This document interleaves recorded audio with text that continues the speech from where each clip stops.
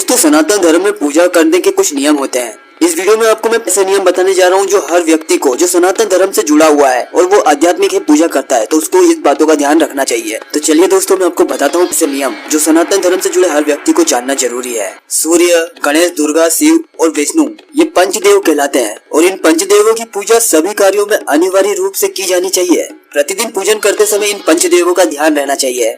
इससे लक्ष्मी माता की कृपा और समृद्धि प्राप्त होती है। गणेश जी और भैरव जी को कभी भी तुलसी नहीं चढ़ानी चाहिए। माँ दुर्गा को दुर्वा एक प्रकार की घास होती है, वो नहीं चढ़ानी चाहिए। ये गणेश जी को विशेष रूप से चढ़ाई जाती है। सूर्य देवता को कभी भी शंख से आराध्य नहीं देना चाहिए। तुलसी का पत्ता बिना स्नान किए नहीं तोड़ना चाहिए। शास्त्रों के अनुसार यदि कोई व्यक्ति बिना नहाए ही तुलसी के पत्तों को तोड़ता है तो पूजन में ऐसे पत्ते भगवान द्वारा स्वीकार नहीं किए जाते हैं। शास्त्रों के अनुसार देवी देवताओं का पूजन दिन में 5 बार करना चाहिए। सुबह 5 से 6 बजे तक ब्रह्म मुहूर्त में पूजन और आरती होनी चाहिए। प्रातः 9 से 10 बजे तक दूसरी बार पूजन होना चाहिए।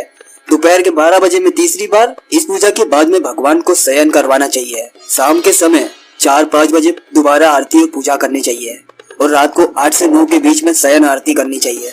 प्लास्टिक की बोतल या किसी भी अपवित्र धातु के बर्तन में गंगा जल कभी नहीं रखना चाहिए। अपवित्र धातु जैसे एल्यूमिनियम और लोहे से बने बर्तन में भी गंगा जल नहीं रखना चाहिए।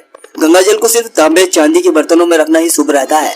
महिलाओं को और अपवित्र अवस्था में पुरुषों को भी शंख नहीं बजाना चाहिए। ऐसा कहा जाता है अगर इस नियम का पालन नहीं किया जाता है और कहीं शंख बजाया जाता है तो वहाँ से लक्ष्मी चली जाती है। मंदिर में या कभी भी जहाँ पर भगवान की मूर्ति हो उनके सामने पीठ दिखाकर नहीं बैठना चाहिए और न ही उनके सामने पैर फैलाकर बैठना चाहिए। केतकी का फूल कभी भी भगवान शिव पर अर्पित नहीं करना चाहिए।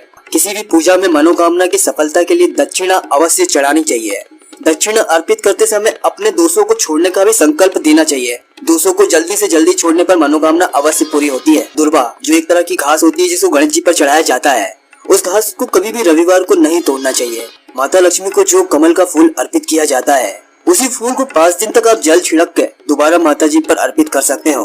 भगवान शिव पर जो बेलपत्र अर्पित किए जाते हैं उन्हें 6 महीने तक शास्त्रों के हिसाब से बासी नहीं माना जाता है। जी हाँ दोस्तों, आप उन्हें जल छिड़क कर वापस शिवलिंग पर अर्पित कर सकते हो। दोस्तों, कमल के फूल और बेलपत्र की तरह ही तुलसी माता को भी 11 दिनों तक बासी नहीं माना जाता है।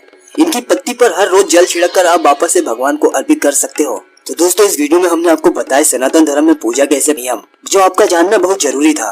अगर आपको ये वीडियो पसंद आया तो इसे लाइक जरूर करिए। अपने दोस्तों के बीच और अपने करीबियों के बीच में हमारे वीडियो को शेयर करिए और पूजा के टाइम हमेशा ये 15 नियम का ध्यान रखिए।